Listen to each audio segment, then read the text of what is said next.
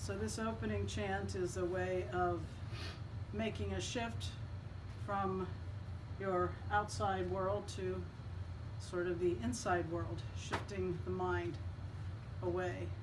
And it is a chant to invoke blessings for both of us, you know, the audience as well as the speaker. And it is all about just that we all gain from this this presentation. Om Sahana Vavatu Sahana Bhunaktu Sahaviryam Karavavahai Tejasvina Vaditamastu Ma Vidvishavahai. Om Shanti Shanti Shanti. So in the peace invocation, Om peace, peace, peace. So let there be peace in the big, broad outside world, peace in our immediate outside world, and peace within ourselves. All right. So this topic that we are looking at today, in some ways, is nothing new to most of you. It is something that you have heard in various contexts in its various ways, in other talks and or probably through other forms of study. So the intention today is to kind of sort of just take it one step further, and also, to the extent that there's time, to refer to some of the verses and things that describe what the subject is, what is infinite and what is limitless. Because in as much as everybody has a value for what is infinite and what is limitless, the fact that, you know, something that you hear those words all the time, infinite, limitless, and yet there is something appealing about them, but at the same time, the mind typically draws a blank when you think of those two words. I mean, what picture comes up in your mind when you hear what is limitless or what is infinite? What does it look like in your mind? So this is something which, you know, everybody may have some idea, they may conjure up something, but you know, the challenge, of course, is that when you describe what is infinite and what is limitless, you have to go beyond the bounds of anything that is limited and finite. So that's where the problem comes. Because what does it look like? Again, if anything that you look at, you think of in your mind, is going to typically be an object, or it could be an ideal, but the ideal is related to an object, it's related to the world, it's related to people, it's related to anything that falls within the setup of time and space. So falling within the setup of time and space means what? That it cannot be finite or infinite or limitless. So whatever it is that you're thinking about always falls within that setup. And, you know, the other side is, when you're thinking even about the word infinite or limitless, okay, they convey a certain meaning, but the words themselves are also finite and limited, okay? If you say use the word limitless, you know, the word itself is limited because it's made up of what, 9 letters, okay? So 9 letters, and you know, it has a form, so to speak. So the word limitless is limited, the word infinite is finite, and yet at the same time, there is something that you want to see that goes beyond even the use of those words. And yet again, you know, it's a head scratcher, because what is it that goes beyond these two words, and yet one has to somehow or other discover what that is, and in that discovery, then appreciate. Because this is why is it that we might be so inclined to look at these words and try to understand what they are all about? Well, it's because both words point to something that is lasting. Okay? Something that is lasting. And we live in a world of constant change. And we know that change is something which, in and of itself, no matter whether it's good or bad, is inevitable. In fact, again, there's that paradox of the only constant is change. So you have things constantly changing. If something is constantly changing, things are constantly changing, you can't rely upon them, and therefore you are striving to find something that doesn't quit on you, and in that not quitting that is ever available to you gives you a sense of well-being. Because you know that if something is changing, there's no guarantees. All bets are off.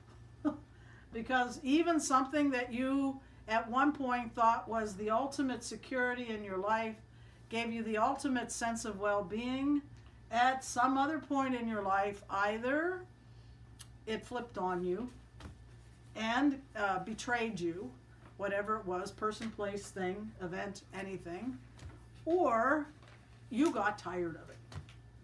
Even when you have a perfect setup, and you're cruising along in that perfect setup, at some point you start looking around and saying, is this all there is? Or, okay, what's next? This is good, but isn't there something else? So you yourself betray yourself in terms of accomplishing something that in your mind is the ultimate end-all be-all, and yet you yourself cannot retain a focus and an interest in it because your mind changes. If that thing, situation, person, whatever, does not change, guess what's changing? You are changing. And therefore, it's that thing of, well, I had all that, was good, but, but, meaning what? That still there was something else that needs to be found, discovered, embraced, pursued. And yet, when you take that step back again, what do you find? That it isn't going to matter what you pursue. It isn't going to matter. Because nothing that you pursue will ever deliver this. And why is that? Because within the setup of any given pursuit is a built-in flaw. What's the built-in flaw? That all pursuits begin. And as they begin in time, they exist in time, they go in time. Therefore, the results begin in time. You'll get a result. It begins in time. It exists in time. And it too goes in time. So it can never, ever deliver, ultimately, that lasting result that you seek. Because it is inherently, inherently flawed with this control or being, built in this time aspect. And time means change. So change is there.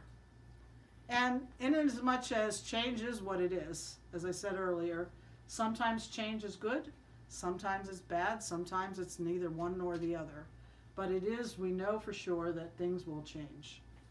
And yet somehow or other you're still wanting to find something that is not going to change. And that something that is not going to change should be something that gives you a sense of fulfillment and well-being. All right? Must necessarily deliver that. And so you are in good company this way, stuck between a rock and a hard place. And everybody's in the same boat because everybody wants that same thing. Yet at the same time, same time, it cannot be, it is not possible to gain what is infinite or limitless by undergoing any pursuit of any kind. And so at this point, the question begs, well then, does such a thing exist? Is there any such thing at all? You know, maybe it doesn't exist, and therefore, let's put an end to it. Once and for all, and say it doesn't exist, therefore there's no point in trying to pursue it. Because it doesn't exist. Not possible. You know.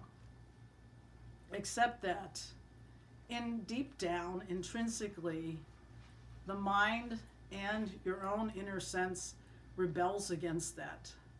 And says, no, it's not. There is something. Why? Because you have, if you will, experienced it.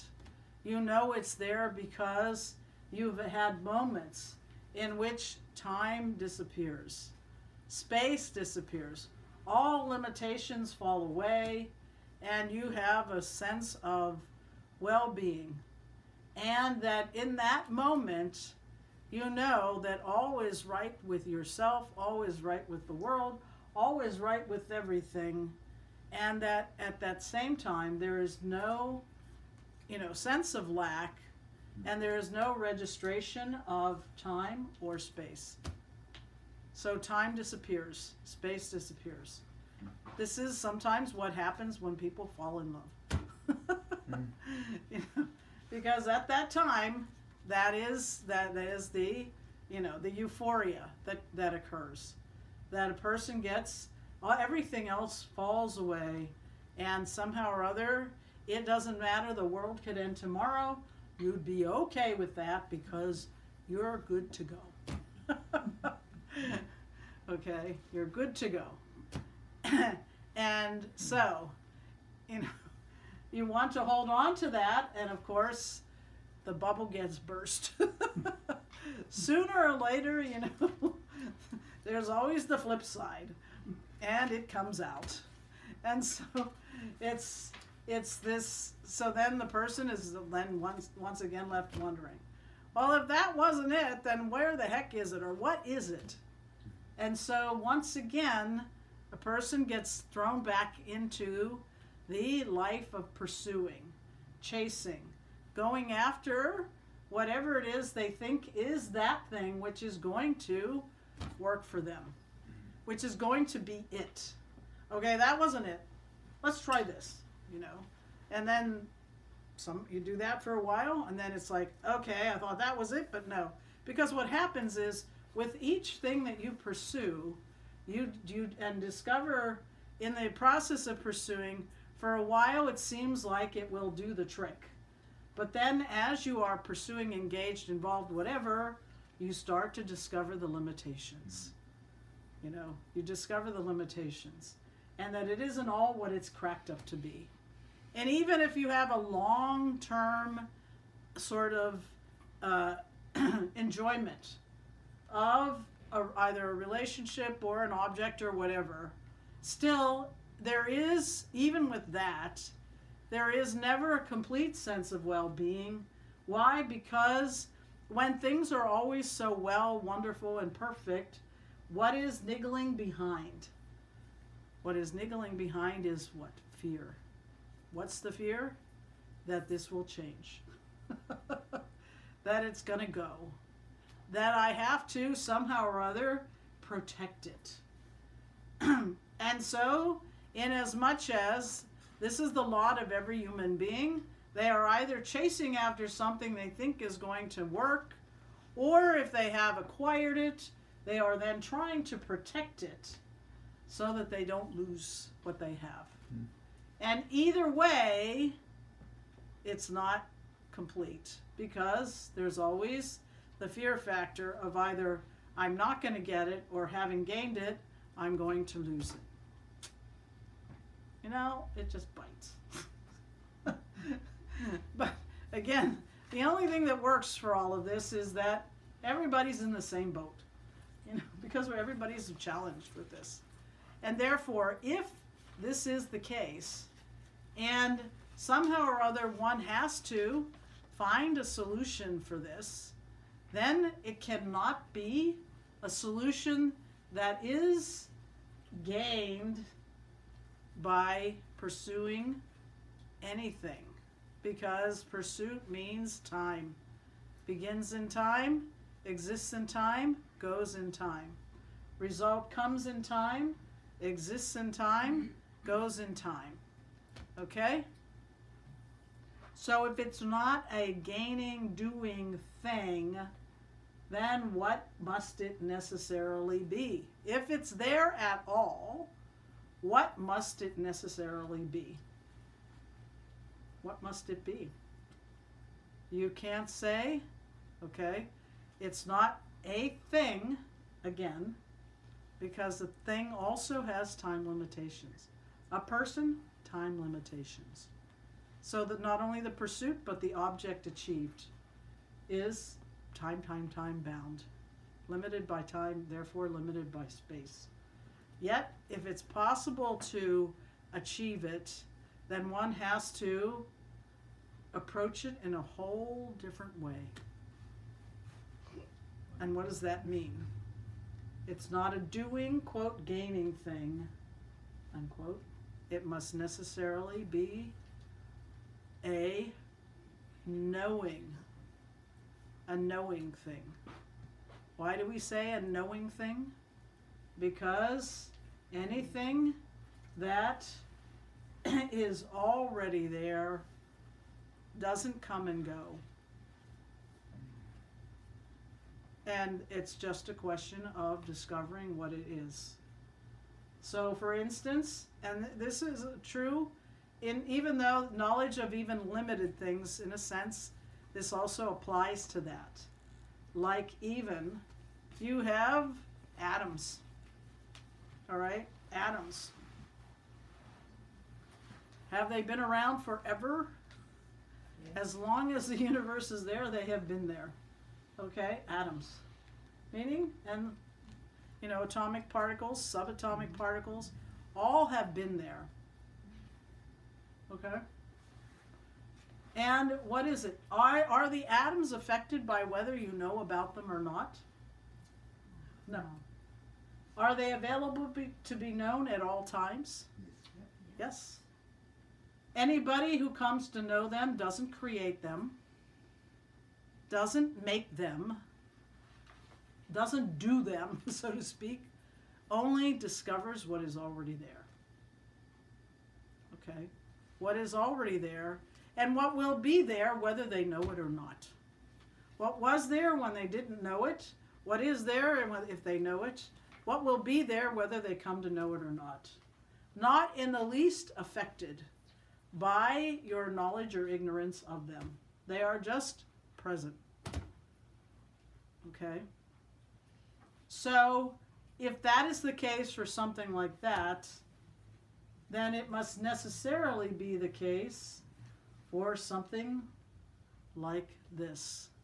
What is it that you are seeking to know? You want to know what is limitless, what is infinite. So you want to know what is limitless, what is infinite, because you can't do anything relative to attaining or achieving infinite or limitless. Okay? So therefore you have to, if it's not something you can gain through a process of doing, it means then it simply is something you have to discover by knowing, because it's already there. If it's limitless, if it's infinite, what does that tell you? It has to be already there. And it is there now, and it will be there later on. So it is, it was, is, and will be. Some of you may have heard this back in the day through some kind of religious training or, education. And, it's spot on that this something that was, is, and will be means what? It is always there. And if you want it, then you have to come to know it. And in knowing it, it is not doing it. Okay? Knowing is not doing. Knowing is recognizing something that's already there. And if you want to say, well, that's recognizing is doing. Well, not really. In the sense that, you know, actually when we get really technical about all this, what do we say? That is, actually knowledge doesn't take place. What really happens is ignorance falls away. So, you know, to sort of surmount that particular, you know, objection that people might have, saying, well, knowledge comes and goes. No, it doesn't. Knowledge means that there is something there. Your ignorance of it was there. Now your ignorance of it is gone. It's a technical argument. But nevertheless, it does help, because it's something like 2 plus 2 always equals 4. Okay? 2 plus 2 was forever, this 2 plus 2 forever equaled 4.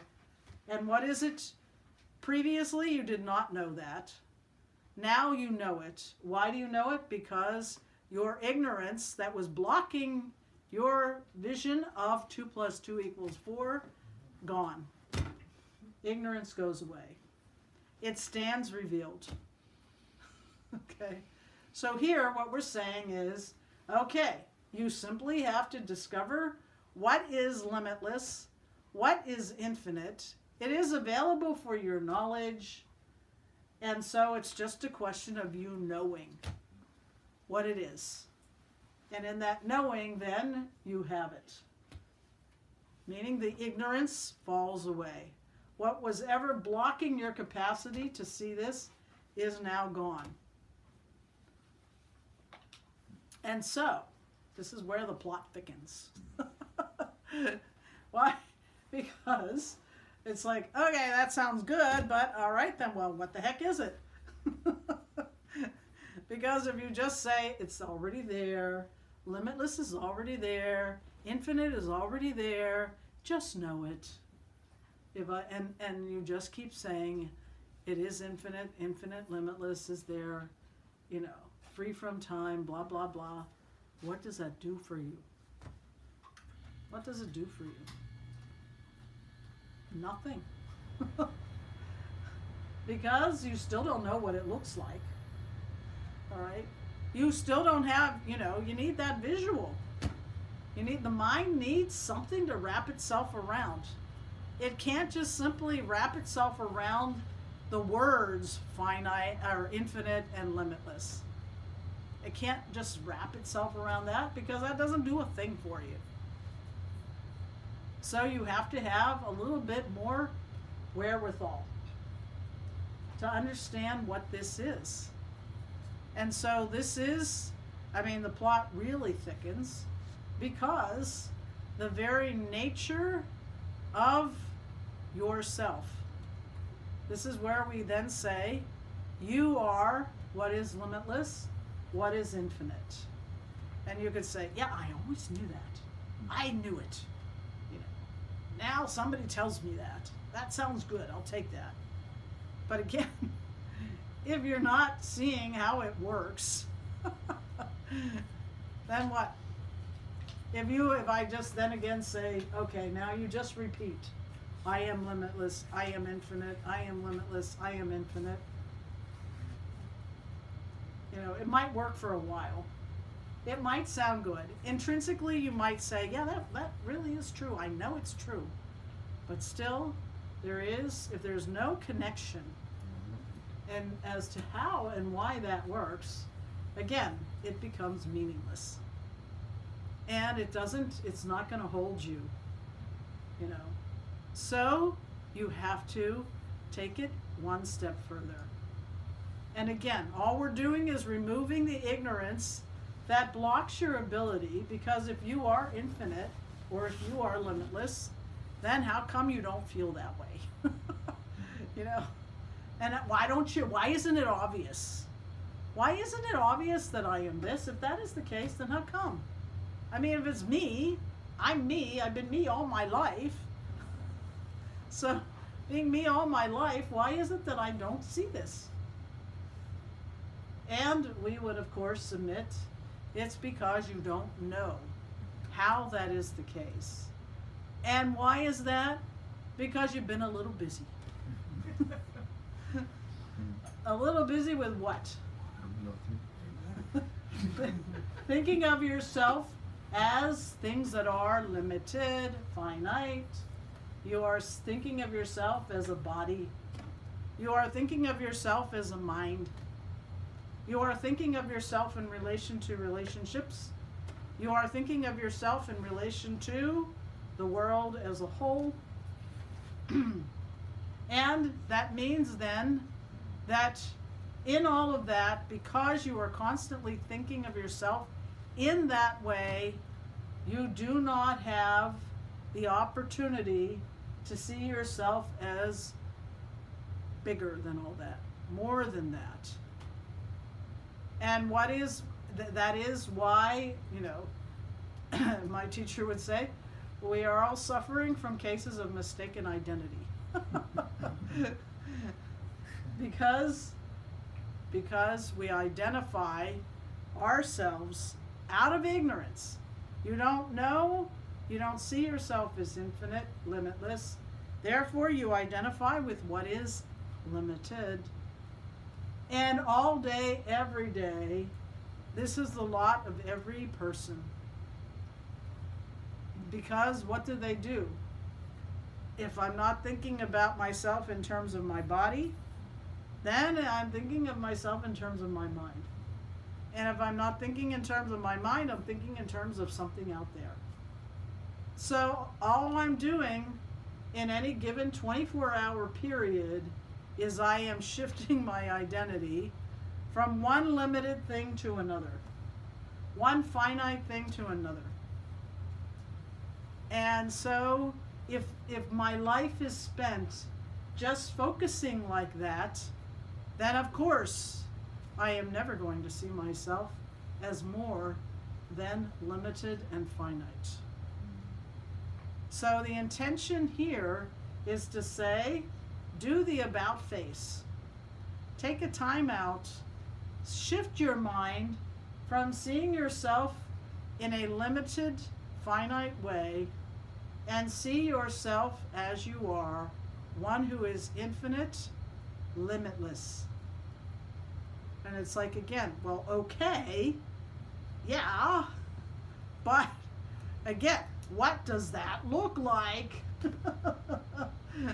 What does it look like? Because I can't shift my mind to something which has no visual for me. And so you need to do a little bit further inquiry and analysis, which is, again, that's the intention. What do? You have to say, take that mind, and here's where it gets really trippy. Why do I say that? Because you are using a limited, finite mind to see, to inquire into what is limitless and infinite.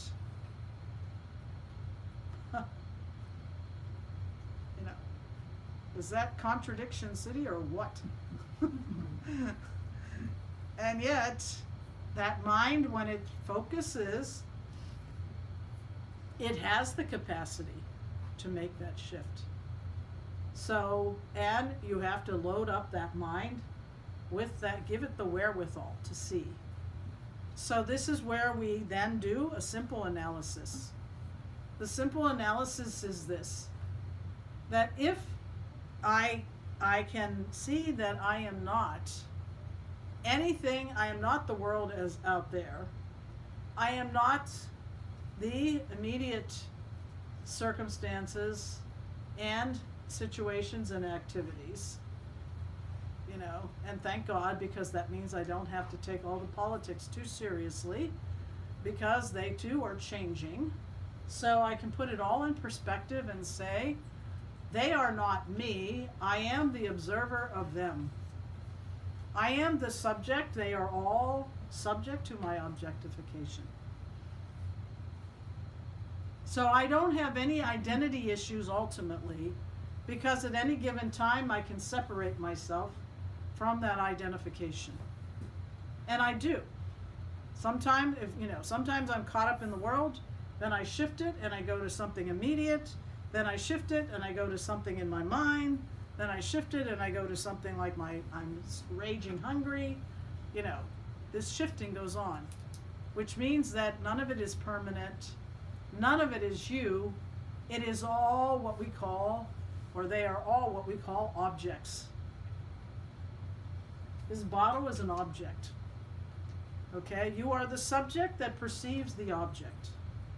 As the subject perceiving the object, do you have any real challenges with seeing this bottle as an object?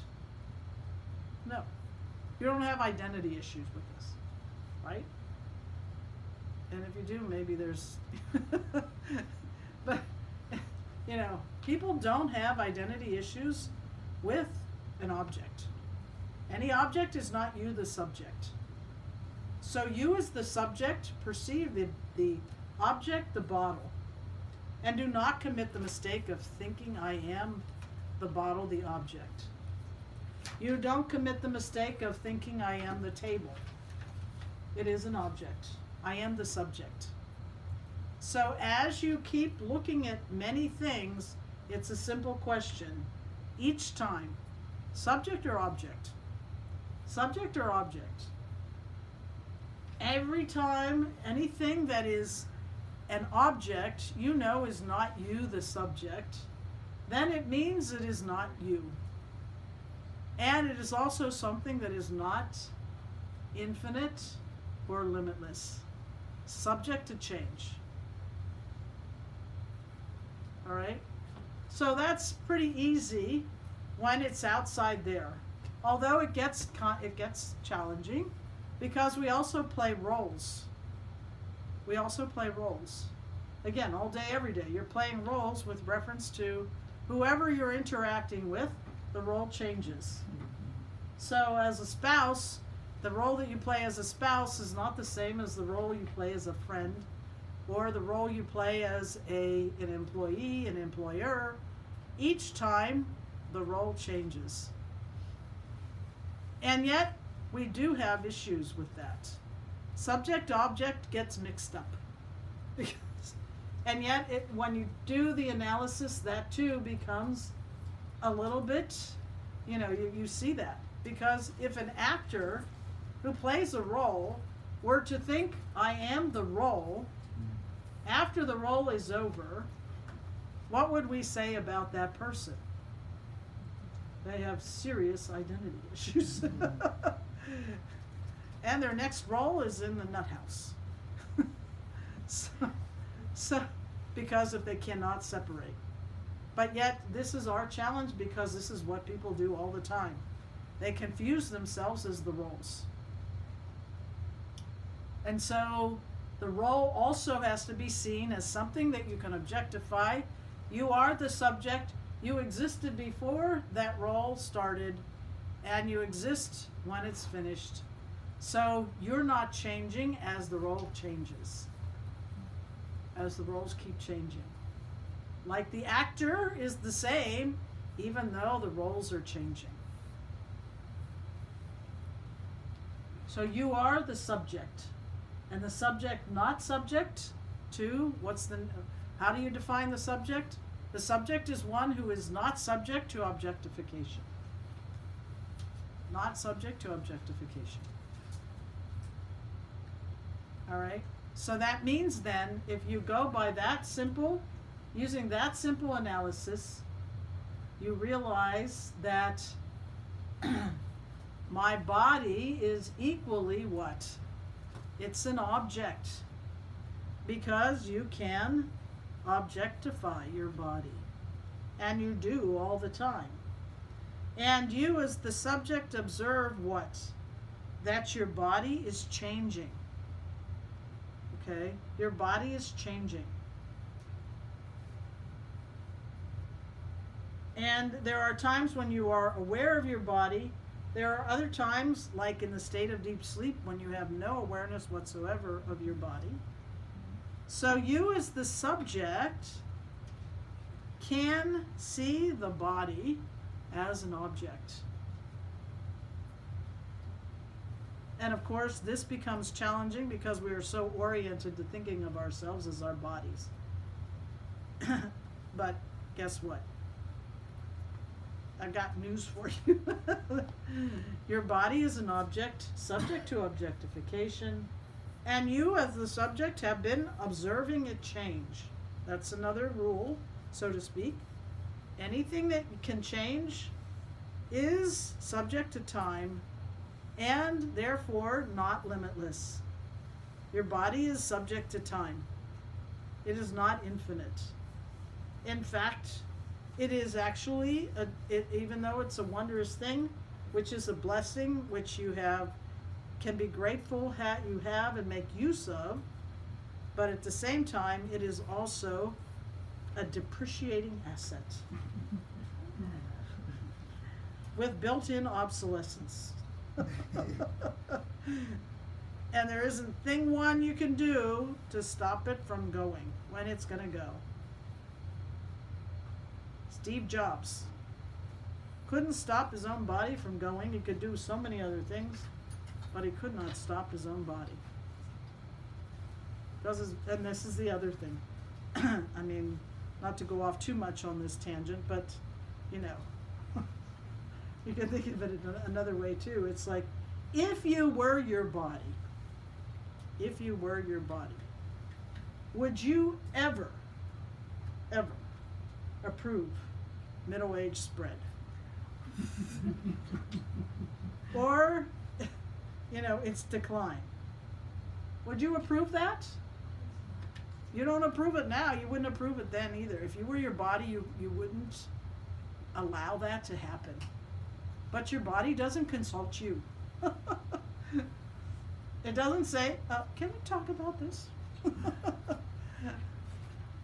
Much less it sends you a memo. Nothing. You find suddenly that what? You're walking down the street minding your own business and suddenly you're 50 pounds heavier. How did that happen? You didn't change anything.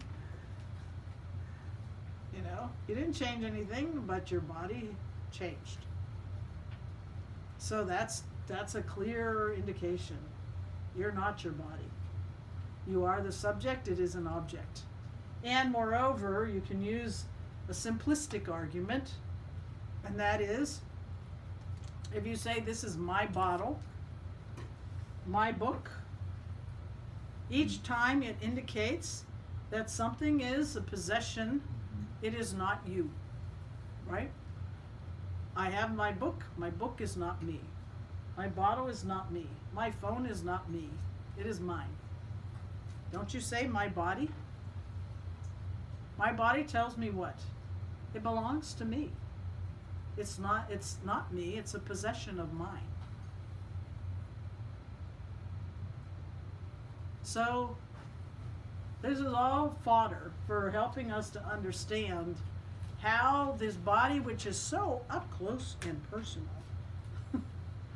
and intimately known to us, or so we think, because behind the scenes God only knows what's going on with it. As I said, suddenly you're minding your own business and suddenly something happens. Like, what?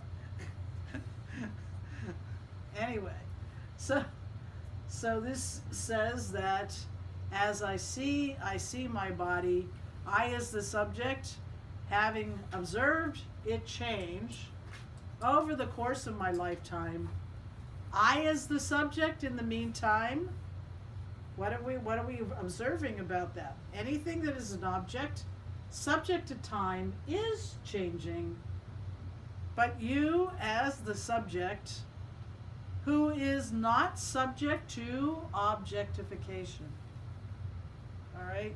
You cannot objectify yourself. We'll see a little bit more about that in a bit.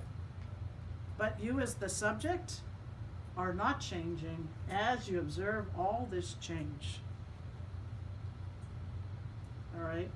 So if you are not your body, that means all the physiological functions, all the sensory, exchanges through the senses, everything that occurs within this setup relating to the body is not you. And the experiences that you have relative to the body, also not you. All right, I think we're done with that. so having looked at all that, what's next? Your mind. Your mind. You know, applying the same logic, to the mind, and to me, this is a big sigh of relief, actually. Oh, not my mind, thank God. That means I don't have to take it so seriously. Why? Because my mind, it seems to have its own agenda. It seems to run on its, I can't predict that today at 5 o'clock I will be in a good mood. I should be, but there's no guarantees. You can't predict the moods. You can't predict, what happens in your mind. It seems again to have its own plans. You can, of course, control. You can get a grip on it. And that's the trippy part, is that you're using your mind to deal with your mind. So you have the capacity to do that, which is a wonderful gift. But even with that capacity, you still can't control it 24/7. And if you try to control it 24/7, what happens? You lose it. You lose your mind because you cannot control it. So you have to have this really strange association with your mind. Your mind has a strange association, which is, I manage the mind, I make use of it, I appreciate its amazingness, because your mind is truly amazing. Every mind is amazing. Every mind has so much that it is capable of. And when people apply themselves and use their minds, it's just awesome and mind-boggling what can come out of a mind. And yet at the same time, it has its flip side. It's unpredictability, it's irritability, it's ups and it's downs. Sometimes caused by chemical imbalances, and other times, who knows? It's a Tuesday, second Tuesday of the month, and the moon is full, and anything could be a reason for why the mind is not cooperating, or why it's on full. Sometimes it's just on, and you just want to run with it. But the long and short of it is, you are the subject. You have the capacity to see your mind and to understand what is going on with it. So you are the subject. You are observing your mind, which is an object, and the object keeps changing. It keeps changing. So you are the subject, not changing, as your mind keeps changing. So that includes, when we say mind, that includes your intellect, it includes your memories, it includes your emotions, it includes anything, the ego, everything that is an expression of the thoughts patterns is something which you are capable of recognizing. It's coming and going, that it changes. So therefore, you as the subject, seeing all this, are not changing. So in our little analysis here, remember, we're trying to get a picture of what is infinite, what is limitless, all right? It's like, meanwhile, back at infinite and limitless. What does it look like? Remember, that's the question. What does that look like? And I'm saying, by this analysis, I'm saying, It happens to be you, the subject. You are what is limitless and infinite. As the subject who cannot be objectified, and all the objects from your mind onwards keep changing, so they are not you. But that's only half of it. Because again, it's like, okay, so if I'm the subject and the subject is not all this other stuff, yes, I see that. Does this all make sense so far? Pretty much? Mm-hmm. Okay. So if this makes sense and you're understanding this, then, but it still begs. All right, got it. I'm the subject. I'm not changing. Ergo, I am limitless. I am infinite. Because I'm not changing. Even as everything else changes, I, as the observer, observing all of this change, remain changeless. Love it. But still, then the question comes up. All right, that sounds good, but where? Where am I? And what does it look like? What does that subject I look like, who is not my mind, not my body, not anything beyond my, sphere here in the world? I am very much present, and that's, the other piece of it is, you as the subject, you cannot dismiss yourself. If you are not changing, that means you are never going anywhere. You're always there. You try dismissing yourself.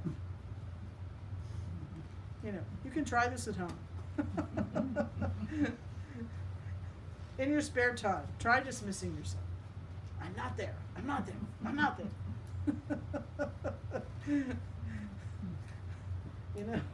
And even,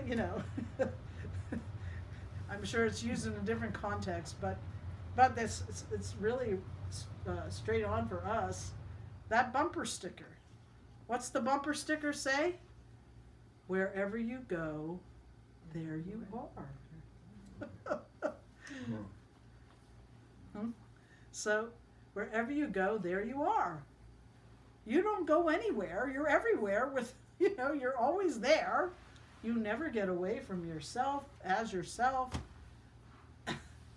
You can dismiss everything else. You cannot dismiss yourself. And if you have any doubts, try it at home. See what happens. You cannot dismiss yourself. You are always there. And therefore, who is that you? The subject that is ever present. Okay, again, what do you look like? And what do you look like is properly understood or seen by asking the question, where are you? Where are you? Okay. This is the question that most of you I think are familiar with the answer, but it's the kind of question where if people aren't familiar, and I've had those situations where they're not, it's like I have to tell them, if they've never heard this before, fasten your seatbelts. Because it's a leap, a big leap. Because if you have to, you know very much that you are there. How you are there, where you are there then will give you the picture of what you look like. And that is simply that when you look, going back to our logic of subject and object. Subject and object, okay? Subject and object. What is the biggest object that there is? That is not you, the subject. What is the biggest object that there is? Space. Space. Space is pretty darn big. Space is mind-boggling, incomprehensibly giugic. We cannot even begin to fathom how big space is. When it takes 9 years for a probe to reach Pluto. And that's just within our solar system. And that's not even out at the farthest outer reaches of our solar system. You then begin to realize you haven't got the gigabytes, the kilobytes, whatever, to grasp the vastness of space. Only that you can grasp that it's vast, incomprehensibly vast. That's all you can do. So that means what? Space is an object, right? If it's an object, it's not you, the subject. And space being as vast as it is also endowed with another attribute. What is that? It is homogeneous. Homogeneous means what? It is never divided. It looks like it could be divided, like the space in this room is not the space in that room. And that's what we say, this space, that space. But really speaking, if you knock these walls down, you do not see that space merging with this space. Because it doesn't get divided. It is as though divided, but not. And space, space is truly amazing in many ways. It is not only big and vast and homogeneous. There is then, that means, only one space. Whether it's the space here or the space 13 billion light years from here, the space is one and the same. And space has also another attribute. It is formless. You know, thank God. It's formless. You can't, I'm going to grab me some space. You can't grab it. Because there's nothing to grab onto. You can grab onto things in space that have form, but space itself has no form. Okay, space has no form, so it is formless, and yet space with no substance to it whatsoever, what does it do? It supports the entire universe. Everything that has weight. Space has no weight, just as far as I know. Physicists haven't told us otherwise. But, you know, you don't have any sense of any weight. And yet, what does it do? It holds up everything. How does it do that? How does it do that? All right. Why am I going on about space, which is still an object? It's not you, the subject. Because it is very close to being what is the nature of the subject. You as the subject. You are, if space is formless, space is all pervasive, never cut to size, one, then that which is containing the space must necessarily be all of that and more. That's it. You are, if you're going to define yourself as the subject, you can only define yourself as what? Bigger than space. You have to place yourself beyond space, but at the same time, in and through space. Which is, of course, why we use the water-ocean wave. You have an ocean, you have waves. Ocean and waves, and then you have water. The water is in and through the ocean and the waves. The water is beyond the ocean and the waves. It is only because there is water that you have an ocean, and it is only because of that there are waves. But the water does not need either the ocean or the waves in order to be, but the ocean and the waves need the water. So in the same way, that underlying infinite, limitless essence, which is conscious, which is all-pervasive, everywhere, bigger than space, beyond space, in and through space, is the very essence, nature of yourself. So you as the subject, you now have a visual. What's your visual? You are bigger than all of it. And not separate from any of it. Just like a wave can see, either choose to think I'm this small, limited wave, which has absolutely no presence, really speaking, in the vast ocean, or it can say, what? I am water. Which it is. It's water. In the same way, you have a choice here.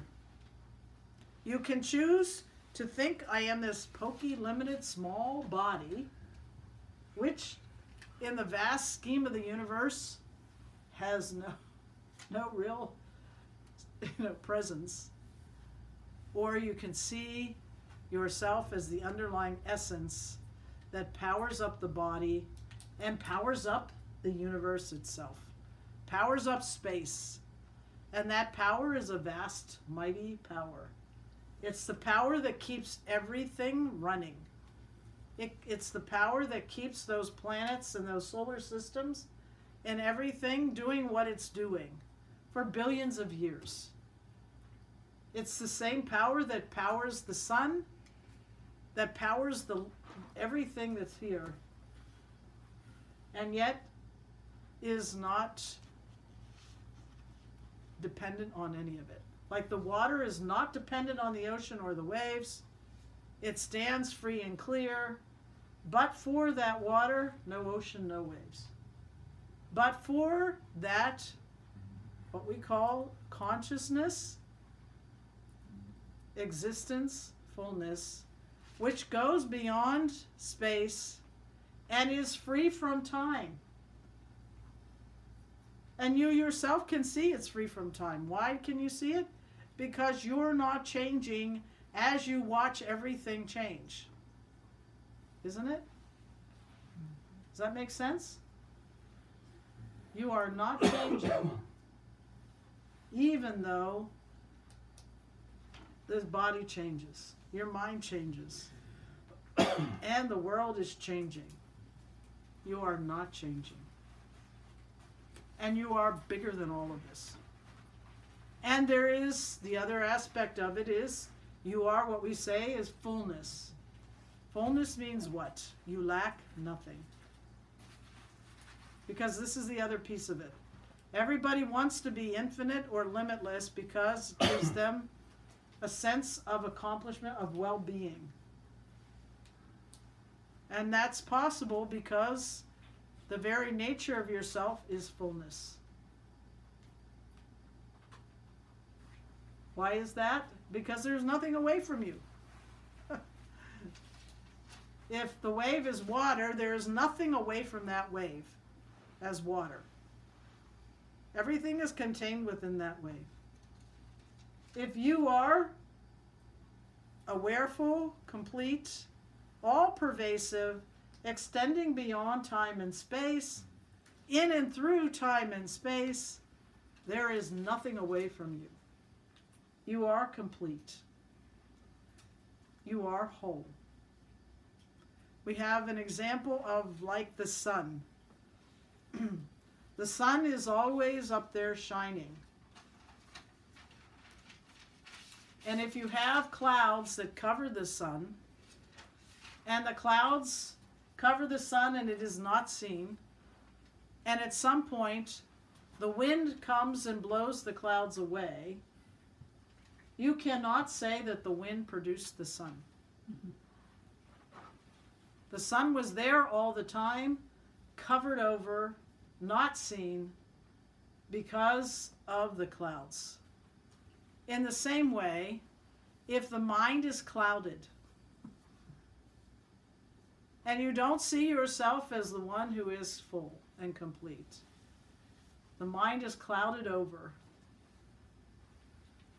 And when, as though you fulfill some desire suddenly, the mind clears. That's our analysis of the fulfillment of a desire. Because the question comes up, well, if I'm complete, I am fullness, how come is it that I don't feel that way? I don't feel that way. If nothing is away from me, I'm whole and complete, I should feel that way all the time.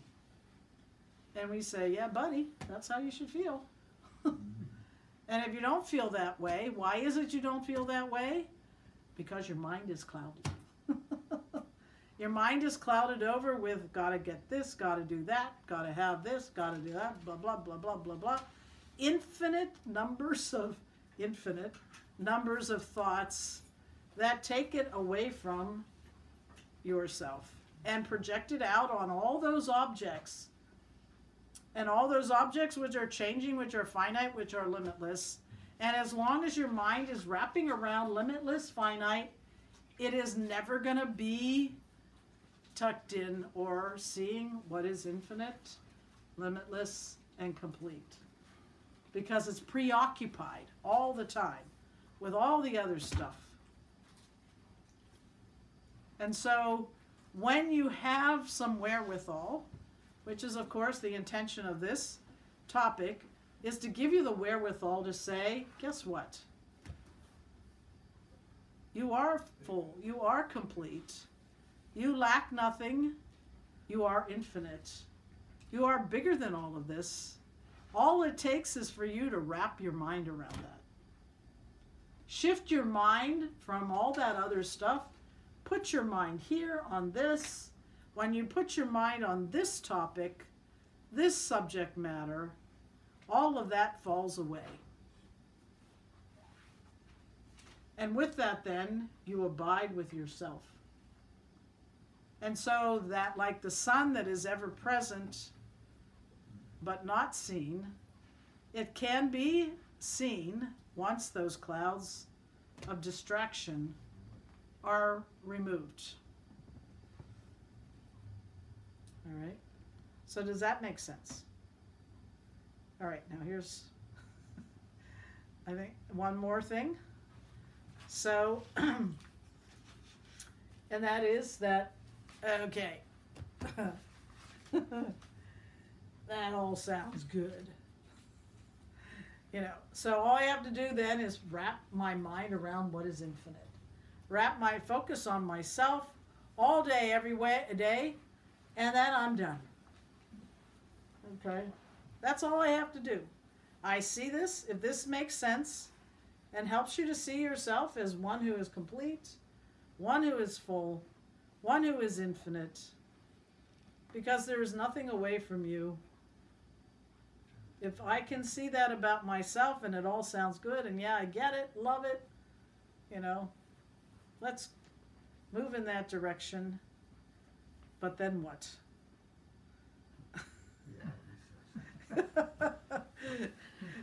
Sounds like a good plan, but your mind cannot stay on it 24/7. All right? Your mind does not stay on this for you can't walk around all day saying, I'm infinite, I'm complete, I am limitless, I am this, I am that. Even though you can see it, you can see how it makes sense, but the mere repetition, even though you see it, is not, A, it's not going to work, and B, it's not possible in the sense that you're dealing with the mind that even though it focused this way, paid attention to all this, but then what happened? Life. You have to drive down 95. And then Driving down 95, you know, something else happens. You might even use words that you don't even know the meaning of when you, because what happens? So, what do? You can't, and it's not possible anyway. And even if you were to keep saying, yes, and I see this, I get it, blah, blah, blah, blah, blah, it will not stay with you. I can guarantee you it will not. So what do you do to get your mind focused this way? One thing is, of course, having this kind of exchange, what they call shravana. Listening and seeing this helps. Secondly, of course, there is reflection upon it. You use your mind to sort of study it a little bit more, to absorb it. It's true with any study. When you have to study, right? When you have to study something, what do you have to do? You have to be with it, isn't it? So this is where, again, meditation comes in. Meditation is the time that you give yourself to get your mind to make that shift. Because you can't go out and study yourself. It's not like studying any other subject matter. All other subject matters are related to something limited, right? If it's limited, it's changing. And here's a subject matter which is about limitless, infinite. And when you study biology, for instance, okay, that's something limited, and you focus on that. And you pick it up by studying it. Here you're studying what is limitless, what is infinite. How are you going to do that? Because there's no, there's nothing out there. You don't do lab experiments. So the only thing that helps you to gain, let the mind get a grip on it, just like your mind would get a grip on biology by studying it, your mind gets a grip on this by meditating. Because you're gradually shifting your mind to see what is what, to sort out the difference between what is infinite and what is finite, what is limitless and what is limited, and in the sense of you don't want to be fooled again. You don't want to lose sight of this. So meditation helps you to absorb that. And with that then, as you discover this more and more through a practice of meditation, what do you find? That it stays with you. Just like when you study biology. If you study, the subject matter will stay with you as you study it. Here, you are studying yourself through meditation. So that helps it to stay with you. And then once it's there, it tends to take root and be established. It's something like when you love a person, okay? When you love a person, typically, you don't go around saying 24/7, I love you, I love you, I love you, I love you, I love you, I love you, I love you. Even if you kept saying that, the person would deck you. It's like, after a while, they would have some doubts. Why do you have to keep saying that? Shut up. So you don't say that, but there is an underlying connectedness, a sense of love towards that person, which ends up expressing itself in the various actions and ways that you relate, even when things are contentious. But if the platform or the basis is love, it doesn't matter, because it always comes back to that. In the same way, when you have this sense or recognition of yourself as one who is complete, one who lacks nothing, one who is limitless, that in that meditation it takes hold, and that then begins to express all the time. Even if you're not thinking I'm limitless, it is inherently, absorbed by the mind. And then, of course, we have what are known as drishtantas. We use, we keep loading up the mind, and you do this also with your studies and your pursuits, I'm sure, whatever other subjects you pursue along these lines. But, in this context, there are many, many texts, but they all come up with the idea is to put your mind on this. You know, find creative ways to give your mind something to chew on. Because when you have something to chew on, it helps for it to take hold. So one of these texts is called Atma Bodh. And I'll just read a few verses from Atma Bodh because it's wherewithal. It's just, they're illustrations. Drishtanta means illustration.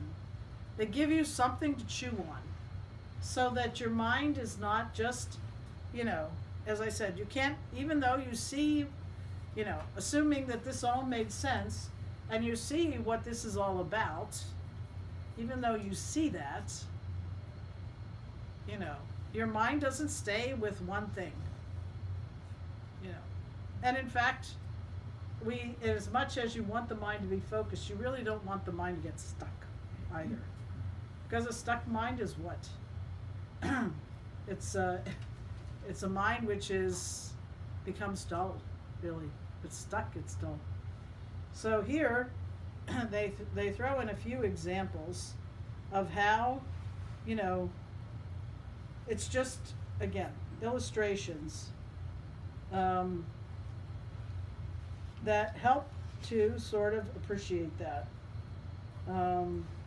So first out of the gate, it says, and I'm just giving you a few, in verse 2 it says that unlike other forms of knowledge, it goes, Bodhonya sadhanebhyo hi sakshan mokshaika sadhanam pakasya vannivatnyanam vina mokshonam siddhyati.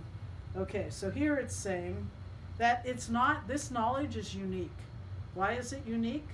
Because any other knowledge, again, like knowledge of biology, means that you have to do something biological after you study it. Okay? Knowledge of biology is about knowledge of something else which you have to do labs and do other things. Here they say, this knowledge, you don't have to do anything. Meaning what? It's all right here, right now. It's a discovery of something that you already are. You need not do anything else except, if you can call it, and I put this word in quotes, own it. Like the water, the wave does not have to do anything. The wave does not have to do anything to become water. Once it knows, okay, if it was an ignorant wave, it thought it was a small little wave being knocked around all over the place. But then what did it find out? Oh, I'm water. If I'm water, I'm everywhere. I am everything. All waves are the same as me. I am the ocean. I am everything. What did it do to become water? It didn't do anything. It just owned its essence. So you don't have to do anything to become infinite or limitless or complete. You just own it. And it gives here, it's like he says, it's like, it's direct and immediate. Like even fire, when cooking, fire is direct and immediate for cooking the food. The other things, vessels and so on, are, you know, incidentals. But you can, you know, if you want to cook a pot of rice, you can't just put it in the water in the pot and expect it to cook. What does it need? Fire. Without fire, it's not going to cook. So that's the direct, immediate. So in the same way, what is direct and immediate here is what? The discovery that I am everything that I seek. And it's just a question of shifting. All you are doing is shifting up here. You know, it's like my teacher would say, the little wave doesn't have to go to the Indian Ocean to find water. to get a guru wave in the Indian Ocean to tell it it's water. The wave just has to see, I'm water. 1 second. Hold that thought. I'll just finish these and then I'll. And then he says,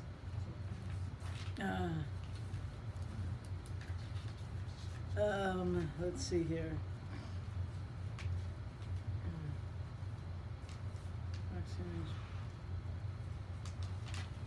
Okay. Upadane kiladare jaganti parameshware sargastiti layanyanti buddhani vavadini. Okay, so he says here, so like bubbles in the water, okay, what happens? Life's experiences come and go, okay? So the water is there, the bubbles come and go. But the water remains even as these bubbles, you know, they just keep passing and passing and passing.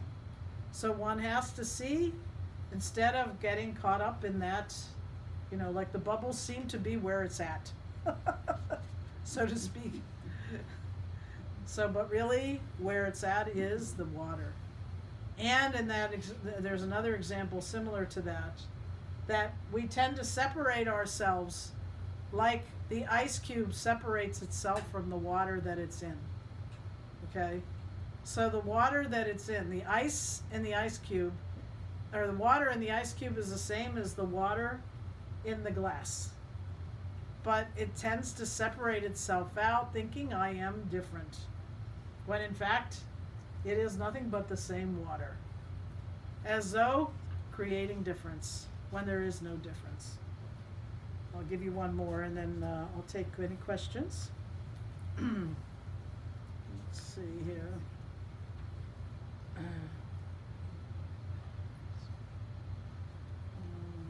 Okay, there's one here I'm looking for that's, oh, it's verse 14.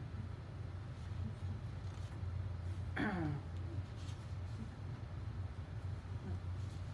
it's not verse 14. Let's see here. Sorry. Okay, 15. It says here, and I'm just picking, there's a lot of examples in here, but Panchakoshadi yogena tatanmaya iva stitaha shudatma nila vastradi yogena spatiko yata. Okay, this is like a really nice example because it talks about how, you know, there is so much variety.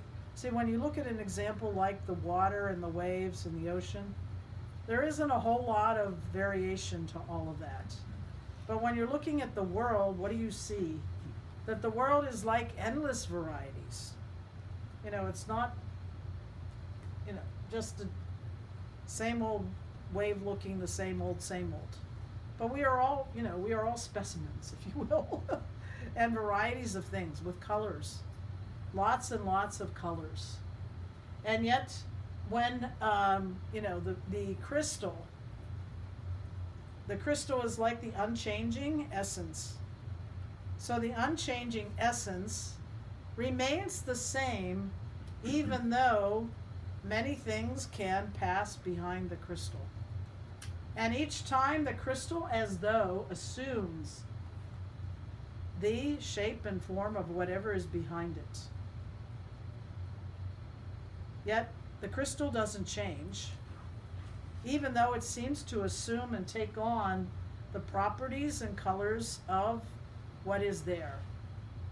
So in the same way, that which is the underlying basis for all of this, what is limitless, infinite, all-pervasive, complete, beyond time and space, is the sum and substance. It upholds space. Remember, space is contained within, and there's a whole topic on consciousness, existence, fullness. That would take another talk. But it's space is within even consciousness, existence. Space holds it all up. Space is in and through it. Like water holds up the ocean, it is in and through the ocean and all the waves. This consciousness, existence, fullness is in and through space and everything. But it's like that crystal. It's allowing everything to assume its name and form. Itself is not affected by anything. And so it goes back to, you identify with name and form, you can go right ahead, but it will leave you high and dry because it keeps changing. Yet if you identify with its basis, you can enjoy what is manifest without being carried away by it. So like that, there's lots and lots of examples, but I just thought I would throw out a few here. And with that, I will conclude, and then if anybody has questions. Okay. I wanted to just mention